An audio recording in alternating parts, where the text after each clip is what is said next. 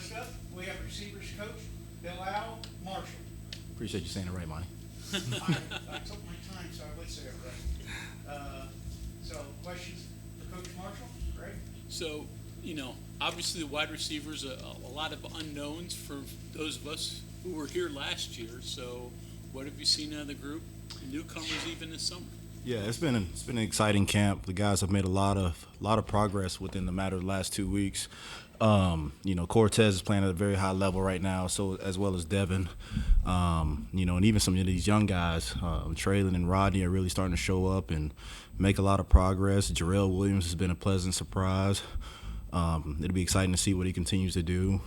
Hudson Clement as well, and E.J. Horton, who we just got here, is all these guys are going to be exciting to see. I think we're starting to build some depth in that room, and I can't wait to see what we do on September 2nd. You mentioned Cortez Brand. He's only been here 15 months.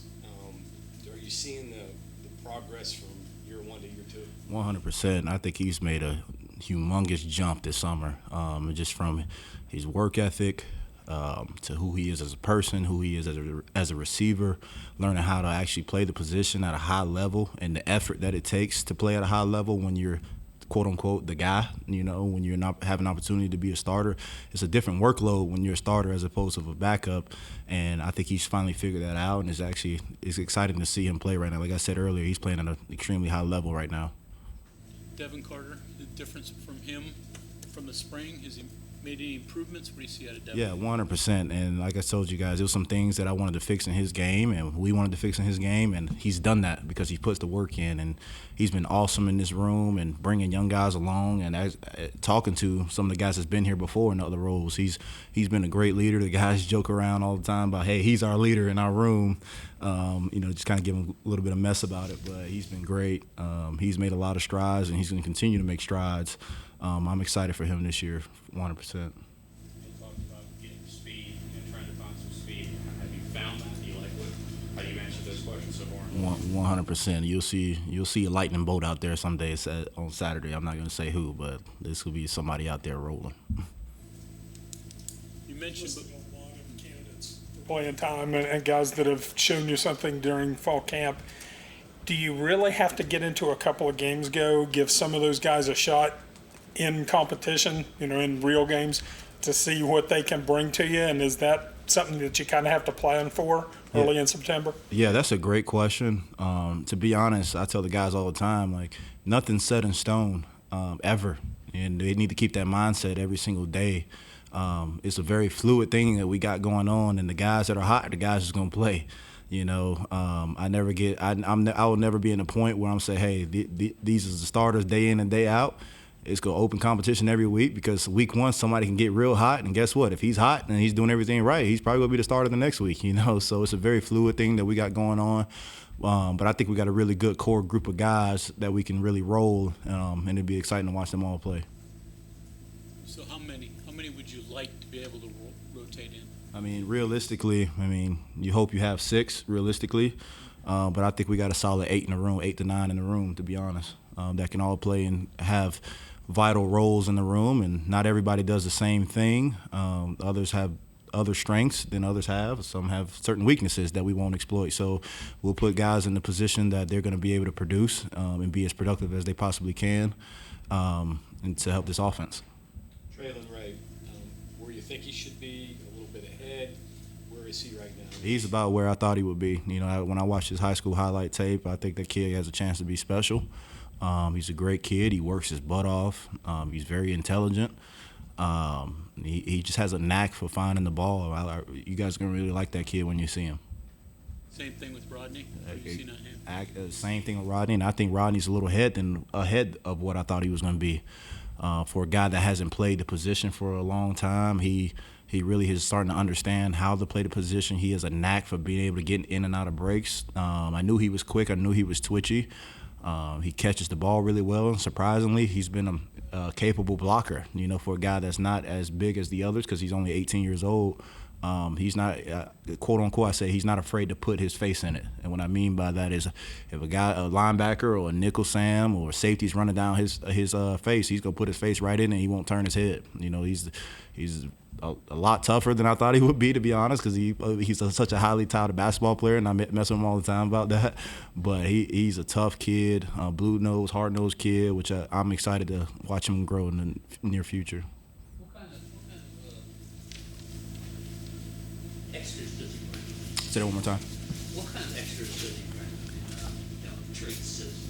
Yeah, I think and it's just his charisma and who he is as a person. He really is a bubbly kid, and it kind of shows in his play. He likes to have fun. He's loose. He's free, and that's something that you really can't coach on how to be free and be loose. He kind of just got it. But I'm excited about him and watch him continue to grow. Lil, I think I'm right about this, but you made the transition from quarterback to receiver, Yes, I right? did. So, obviously Rodney's doing that. What are the challenges with that? I think one of the biggest challenges is learning how to get in and get out of routes, because from a quarterback standpoint, you're just an athlete out there running if you got the ball in your hands. But as playing receiver, you got to understand how to get in and get out of breaks, understand leverage of a defender, and just all the intricacies of playing receiver. It is a big adjustment, but it's easier if you're a true quarterback moving to receiver because you understand the grand scheme of the offense and the grand scheme of things. You can line up in multiple positions and do multiple things, and that's kind of what he brings. Through whatever practices is, who's been your most consistent guy? Right now, probably, it'll be between Devin Carter and Cortez Braham, to be honest. Those guys have been consistent day in and day out, and Cortez's last 4 practices has really turned the heat up, and I'm excited to see what he's doing. What did you see from this group in the first scrimmage, and what do you want to see on Saturday? From the first scrimmage, we didn't have as many explosive plays that I would have liked in the room, and the last 2 really tackle live periods we've had some big time explosive plays downfield, and with the guys having the ball in their hand and being able to make guys miss and create a 20-yard play that was really nothing there. So that's the biggest thing that we want to do is create explosives in our room. We're gonna block on the perimeter. We're gonna take care of our running backs. We're gonna take care of our tight ends when we throw them little underneath passes. We're gonna take care of one another when we catch underneath passes and block downfield with a high effort. And then when the ball goes up in the air, 30, 40 yards downfield, we're gonna come down with them. That's our job. With the mobile quarterbacks, how would you evaluate how you guys are blocking so far through camp? I think it's been awesome, and that's part of the reason why we've created so many explosive plays this past 2 scrimmages, because those guys get out the pocket, and we're running downfield, and we find one of our guys open downfield, and here comes another one of our buddies to protect them. That's a saying that we say, hey, get body on body, which means, hey, if you don't get the ball in your hands, you find a body to put your body on. Talk about the things that are hard transferring from quarterback, from quarterback to wide receiver. What advantages does it give you? Like I said earlier, I think it just provides a holistic view of the offense and being able to understand how the pieces go together. Not just what you have to do, but, hey, what is everybody else around you doing? And then once you understand that, and that's something you try to teach all the receivers that are just used to playing receiver is, hey, the holistic approach of the offense. Like there's times in the meetings where I talk about what the O-line is doing so they can understand the launch point of the quarterback and where that ball is probably going to be coming from, and not just, hey, you got a post ball here, hey, you got an out route here. No, you got an out route here, but here's where the ball is probably going to be completed at.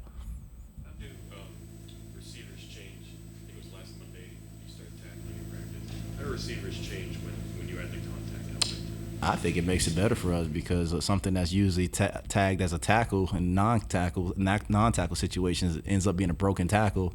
Then I look at Coach Shadon and Coach AJ over there and be like, ha, I told you, it wasn't going to be no tackle. So I think it just provides an opportunity for guys to really show how elusive they are and how explosive they can be. A lot of you guys will look great in two-hand touch too, but we get out there and put the pads on in open field, you see who the real players are. Number one concern, worry for you right now? I think just, experience and being in the moment. But those guys have done a great job, and it's my job to keep them level-headed. But I just total experience in the room. Yeah, we're going to be young, but as far as from an athletic standpoint, I'm not really worried at all because those guys are going to, if I do my job right, they'll learn how to use their techniques in every situation, learn how to win, no matter if they run 4.2 or 4.5 or 4.8. It doesn't matter. If you use your technique, you should be able to win. So I'm not really worried about that from an athletic standpoint. It's just more of a, hey, experience and understanding how things can move in the game. And on Saturdays, things start to move fast, especially when you're playing in front of 110,000 people. So just being able to keep them calm and stay in the moment and play ball. One guy that is a young, no Yeah, I think he's been doing some good things as of late. Just starting to learn the offense. He's going to be somebody that's going to be big out on the perimeter, being able to do some things in the block game as well as catch some things over the middle, and be a tough guy when he got the ball in his hand. Got the ball in his hands to be able to bring down. So we continue to make sure he keeps progressing and have an opportunity out there on Saturdays as well. Who do you see as playing inside? Because Neil's mentioned Noah, and then he's mentioned Preston and like Rodney, more conventional slot guys. Yeah, like I said, we got a whole heap of guys, and I can't really tell you who's going to be in there, to be honest. And I told them this morning, hey, clock is ticking. You guys, if you guys want to make plays right now to really set yourself firm in that position, now is the time to do it. But all those guys is so close right now. Who's going to be that guy? I can't really say right now. This is open competition, especially in the middle. But we do have the flexibility to put multiple guys in there, and it goes back to what I said earlier, just putting the right guys in the right position to do what they're best at. This is essentially how that position is going to work out. Some guy, go ahead. Goal for you next Monday to get rolling with your guys, pick your personnel, and focusing on Penn State. Is that the goal? I would say so. I hope after this Saturday you start to narrow down and understand, like, hey, these are going to be our 8 guys we go roll with, and we go. And if you're not in that 8, you better be on special teams. And I told them that, the band keeps playing, as Coach Brown would say. Speaking of special teams, maybe you addressed this earlier. Jason Pope talked about as being in that returner competition. Mm-hmm. If he doesn't win that competition, what have you seen from him as a receiver? Yeah. That would then be his next opportunity. Yeah, so I think Jay Sean got a chance to be a special returner if he keeps progressing the way he's been doing as of late. He's a guy, he's really good with the ball in his hands and get north and south. He's like a little bowling ball. When he get his hands on the ball, he can accelerate really quickly. So he's a guy that we're going to try to get the ball in his hand in short spaces and let him go to work. Evaluation of a couple others. You mentioned Preston Fox, him, and then Jeremiah Aaron. Yeah, Jeremiah, he's starting to make some strides as well. My biggest thing with him is just continue to play fast, and he knows that. I talk to him about that all the time. He has to put pressure on defenders because he is extremely athletic, and sometimes he tries to get too cute in the route game. And I say, hey, just go. And that's when he's at his best. I think today was one of his better days because of that. He was just out there playing. Just go fast, don't think, go. And Coach Scott has a really great saying, hey, you think, you stink. So when you start thinking, you start playing slower. Just got to get him to continue to play fast all the time. And then Preston has been, he's like a Honda Accord, man. He's consistent. He's reliable. Won't break down on you. He'll be there when you need him most, So I'm excited about where he's going. And he's a guy that we're not afraid to play. He's proven that he can play at this level, even though he wears number 29. So 8 is what you're going to take on the bus with you at Penn State? I hope it's more. I hope it's more. It just depends on what role they're in. As a receiver and on special teams, the more value you create, the more likely you are to be on the bus. How would you create that scenario that you're talking about maybe next week in terms of making sure they're ready for the big game moment that Penn State will be, rather than just being a good receiver in general? Is that simply putting music on louder and noise, or is there anything else? For me, it's just how you talk to them on a consistent basis. And when you coach, hey, we're not coaching for practice. Hey, we're coaching for 3rd and 3 in the 4th quarter in Happy Valley at about 9:50 at night. What are you going to do on this play? Like having the constant visualization of what you're going to do. And that's the way that I coach. That's the way I was coached. Is you got to picture yourself in the big moments all the time. Because you don't just flip a switch on and it's showtime. You got to be ready at all moments and all times and talk about those things. Like, hey, there's going to be some point sometime in this season where, hey, it's going to be man coverage and it's you versus him and who wants it more. So I just try to create visualizations for them all the time, and how we talk to one another is just, hey, we're not talking about right now. We're talking about, hey, what's going to happen? Like, think about what you're going to do. Hey, when I see you, Cortez, we call this play, I picture you doing exactly this, catching the ball, stiff arm in the corner, making a safety miss, and you run 80 yards down the field, and I'll meet you in the end zone. That's how I talk to them all the time. Hudson Clement capable of helping you this year? 100%. I think Hud he's made significant strides from the spring to the summer till now, and I think a lot of people can second that. He's extremely athletic. He plays hard. there's a role on this team for him, and he's going to continue to grow.